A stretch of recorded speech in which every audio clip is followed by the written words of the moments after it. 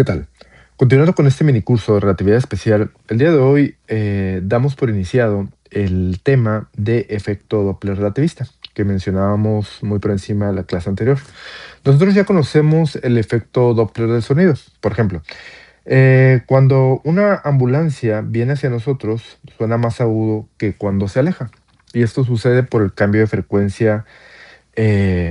Cuando viene hacia nosotros, hay una compresión física de las ondas. Imaginemos un acordeón cuando lo comprimimos, ¿sí? Y esto hace que la frecuencia aumente y suene más aguda. Y cuando se aleja, es como cuando estiramos ese acordeón, las ondas bajan su frecuencia y esto va a sonar más grave. Por ejemplo, si nosotros estamos aquí detenidos, sin movernos, y presenciamos que viene una ambulancia a lo lejos, pues esta ambulancia está emitiendo ondas de sonido, ¿sí? Por la sirena. Entonces, si esta ambulancia se dirige hacia nosotros, si pudiéramos observar las ondas de sonido, veríamos una compresión de ellas. Y esa compresión va a hacer que suene más agudo para nuestro oído, ¿no? En cambio, cuando se aleja, cuando ya pasó de nosotros, pues evidentemente esa ambulancia sigue emitiendo sus ondas sonoras, pero como se va alejando la fuente de esas ondas sonoras, pues estas van a ir cada vez más espaciadas, ¿no? Bajando la frecuencia y haciendo que se escuche un sonido más grave. Bueno, clásicamente tenemos la ecuación que me va a determinar que la frecuencia que yo voy a escuchar va a estar dada por un f subíndice 0 que multiplica a un b más menos b0 entre b, aquí los signos se invierten, menos más bs. Donde pues f0 es la frecuencia de la fuente que emite la fuente, frecuencia que emite la fuente.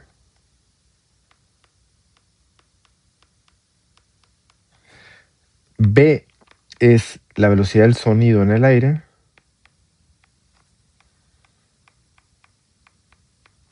B0 es la velocidad del observador. Ese se puede estar moviendo o no. Y Bs es la velocidad de la fuente.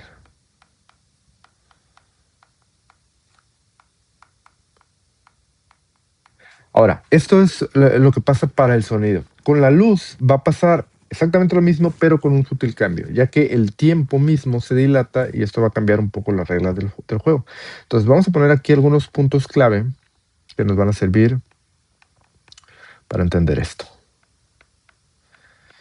El primer punto es que en el sonido se ocupa un medio.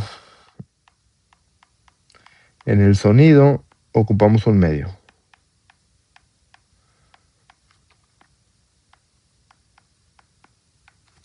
Este efecto va a depender de si se mueve la fuente o el observador respecto al aire. Pero en la luz solo importa la velocidad. Es decir, la luz no requiere un medio, no ocupa un medio para propagarse. Y también el tercer punto, vamos a tener una relación fundamental. Relación fundamental que tiene que ver con la energía, es igual a la longitud de Planck, o a la constante de Planck, mejor dicho, por una cierta frecuencia, ¿sí? Entonces, si nosotros sabemos que la energía cambia por Lorentz, pues evidentemente la frecuencia también tiene que cambiar. Por lo tanto, aquí vamos a definir el cuadrivector de onda. Definimos el cuadrivector de onda, que lo voy a denotar como una K superíndice mu, ¿sí? Entonces, esto nosotros ya sabíamos de videos anteriores. Bueno, lo voy a poner aquí. Voy a poner el cuadrivector. Y esto va a tener una parte temporal que va a ser omega entre c. Y las componentes espaciales kx, ky y kz. Y en notación compacta, pues esto va a ser lo mismo que tener un omega entre C por K y K, ¿no? Eso es de manera compacta, donde nosotros sabemos que el omega este es lo que se conoce como frecuencia angular y está dada por 2 veces pi por la frecuencia. Lo voy a poner aquí, frecuencia angular. Frecuencia angular. Y K, pues es lo que conocemos como el número de onda y es 2pi entre lambda, donde lambda es la longitud de onda. Entonces esto es número de onda, que técnicamente es la frecuencia que en una determinada distancia, ¿sí? Ahora, como nosotros sabemos que la luz no tiene masa, pues va a ser un vector tipo luz. Y en relatividad, la longitud de un cuadrivector, energía-momento, está relacionado con la masa de la partícula. Aquí voy a poner que en relatividad,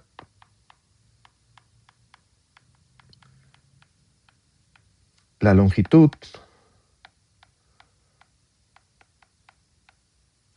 o entre paréntesis la norma, de un cuadrivector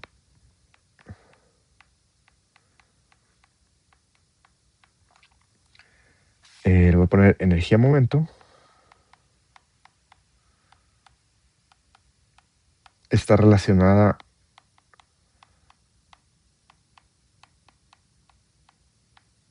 con la masa de la partícula. Con la masa de la partícula. ¿Qué quiere decir esto? Que si yo, por ejemplo, tengo un electrón, para un electrón, su norma está dada por m cuadrada c cuadrada. Eso es la norma del electrón, que de hecho lo sacábamos en videos previos, ¿no? Y como el fotón no tiene masa, pues su norma va a ser 0. Entonces, para el fotón,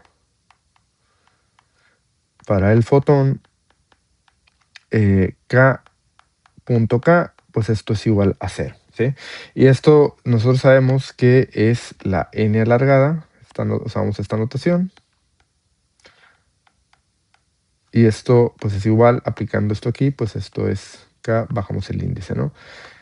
K, ahí está. Esa sería la norma de un fotón que es igual a 0. Ahora, como tenemos que el cuadrivector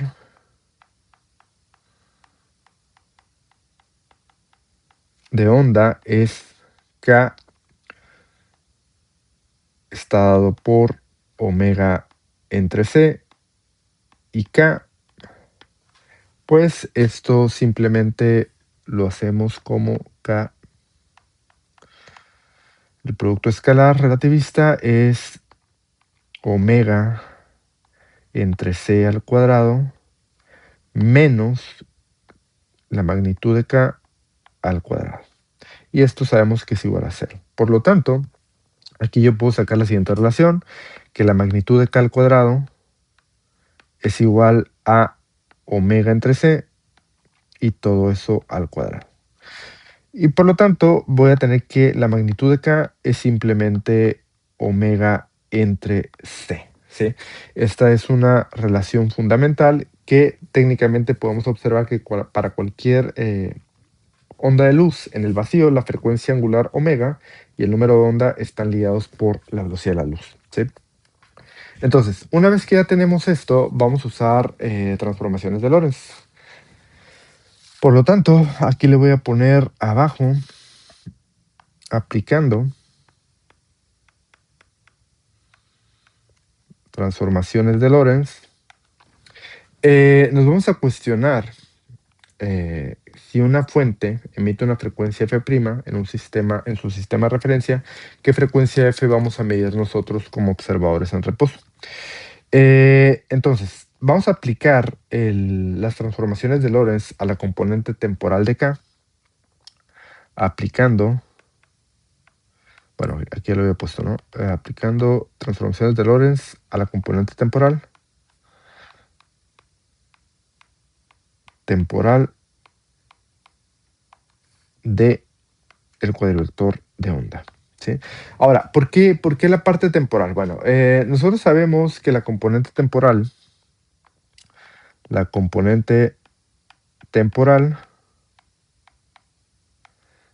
es una frecuencia.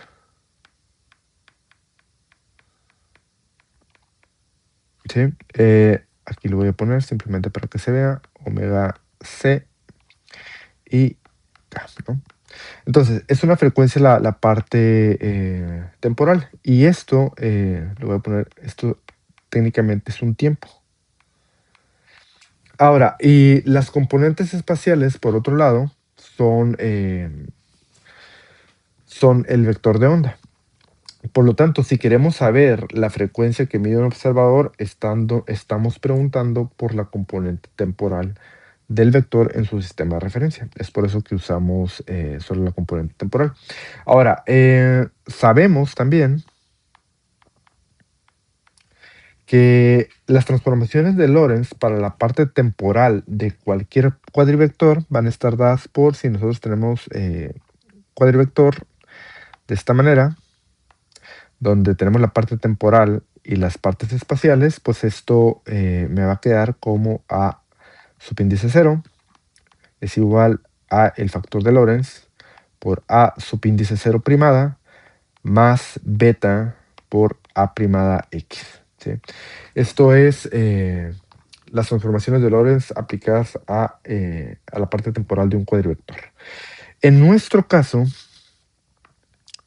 en nuestro caso, tenemos que nuestro cuadrivector de onda tiene componentes temporales omega entre c, y voy a poner aquí la parte espacial, le voy a poner una X, ¿sí? Simplemente para saber qué es la parte espacial. Por lo tanto, aplicando esto aquí, pues me va a quedar simplemente que omega entre c va a ser igual al factor de Lorentz omega prima entre c más beta por k prima x, y cierro este paréntesis, ¿sí?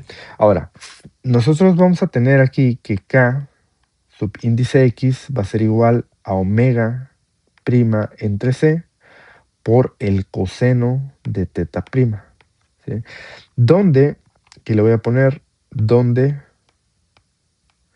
teta prima es el ángulo de emisión. Esto simplemente es por proyección de vectores, sale ese coseno de teta, ¿no? Entonces, nosotros sabemos que como esto a fin de cuentas es la frecuencia, pues esto va a quedar como la frecuencia va a ser igual a este factor de Lorentz por f' más beta. Voy a sustituir ese kx por un omega prima entre c por el coseno de teta prima. Y nosotros sabemos que ese omega prima entre c pues es f'. Por lo tanto, esto se va a reescribir como f, factor de Lorentz f' más beta por f' por el coseno de teta prima. Factorizo una f', entonces esto me va a quedar que f es igual a f' por el factor de Lorentz 1 más beta por coseno de teta prima. Y esta es cómo vamos a medir la frecuencia si nosotros somos los observadores en reposo. Ahora, con esta formulita vamos a tener tres casos o tres escenarios, ¿no? Tres casos. Vamos con el primer caso. Voy a usar los colores para que sea apropiado, ¿no? Caso número 1. Caso 1. Y le voy a poner que la fuente se acerca frontalmente. Es decir, nosotros estamos aquí parados y tenemos una fuente de luz que se acerca hacia nosotros. Entonces, cuando se acerca frontalmente, pues el ángulo es 0 grados. Ángulo va a ser igual a 0 grados. Por lo tanto, cuando es 0 grados, pues ese coseno, el coseno de teta, pues es coseno de 0, y ese coseno de 0, pues es 1. Por lo tanto, aquí la frecuencia que vamos a medir nosotros va a ser igual a f' por el factor de Lorentz por 1 más beta. Aquí pues simplemente es hacer algebrita. Vamos a tener que f va a ser igual a f'. Voy a abrir aquí un corchete.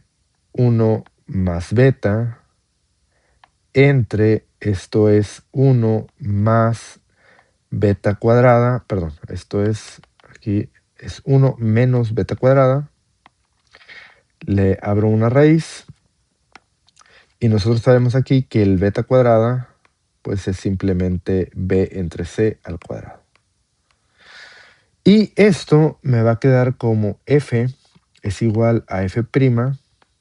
Abro un corchete, este 1 más beta lo puedo introducir dentro de la raíz, simplemente levanto al cuadrado, 1 más beta al cuadrado entre 1 menos beta cuadrado. Y esto aquí le pongo la raíz y cierro el corchete. Entonces, esto que está aquí abajo es una diferencia de cuadrados. Entonces, esto es f', abro el corchete, abro la raíz, 1 más beta, todo esto al cuadrado, entre 1 más beta por 1 menos beta. Y cierro la raíz y cierro el corchete. Entonces, este cuadrado se me va con este término de aquí. Y finalmente voy a tener que la frecuencia va a ser igual a f', que multiplica a la raíz de 1 más beta entre 1 menos beta. Y eso sería la primera ecuación, y esto se conoce como efecto blue shift o corrimiento azul.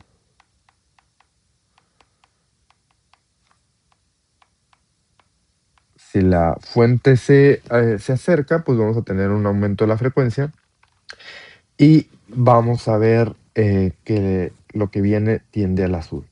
Vamos a poner el caso número 2, que aquí por el color ya sabrán a qué me refiero. El caso número 2. Caso 2, cuando la fuente se aleja frontalmente. Es decir, se forma un ángulo de 180 grados. Entonces, cuando tenemos un ángulo de 180 grados, pues ese coseno va a ser un menos 1. Por lo tanto, aquí no voy a hacer el álgebra, la pueden hacer ustedes como repaso, está sencilla. Aquí la frecuencia me va a quedar como f' por la raíz de 1 menos beta entre 1 más beta. Simplemente los signos se invierten. Pueden hacer el álgebra como ejercicio. No está difícil, es lo que yo hice arriba, pero simplemente cambiando los signos. Esto se conoce como efecto, pues, redshift o corrimiento al rojo. Lo cual esto ahorita vamos a comentar. De hecho, vamos adelantando. Esta es la causa que hizo que nos diéramos cuenta que el universo se está expandiendo, ¿no? El corrimiento al rojo. Y el tercer caso, caso 3, le voy a poner la fuente pasa transversalmente. Es decir, forma un ángulo de 90 grados. Ángulo de 90 grados. Y cuando eso pasa, pues la ecuación va a estar dada por f va a ser igual a f', simplemente por el factor de Lorentz. Ahora, y esto se conoce como Doppler transversal. Aquí hay una cuestión interesante, ¿no? Si, por ejemplo, nosotros imaginemos que tenemos una estrella que pasa justo a nosotros a 90 grados, es decir, nosotros estamos aquí de pie. Tenemos ese horizonte, perdón, y la estrella pues evidentemente sigue esta trayectoria, y cuando está aquí precisamente a 90 grados,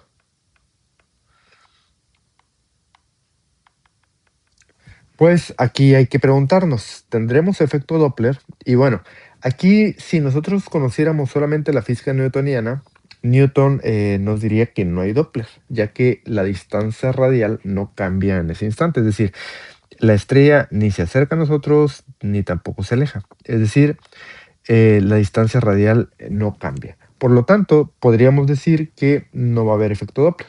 Pero Einstein nos va a decir que sí ha ido, de hecho sí lo hay, porque en este caso la estrella al estarse moviendo a cierta velocidad, pues el reloj que lleva avanza más lentamente. Es decir, eh, al llevar cierta velocidad, en este caso su factor de Lorentz va a ser diferente de 1.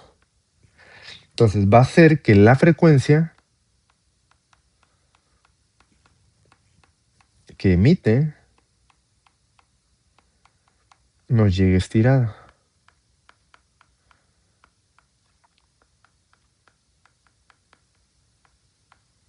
Y esto es prueba de la dilatación del tiempo.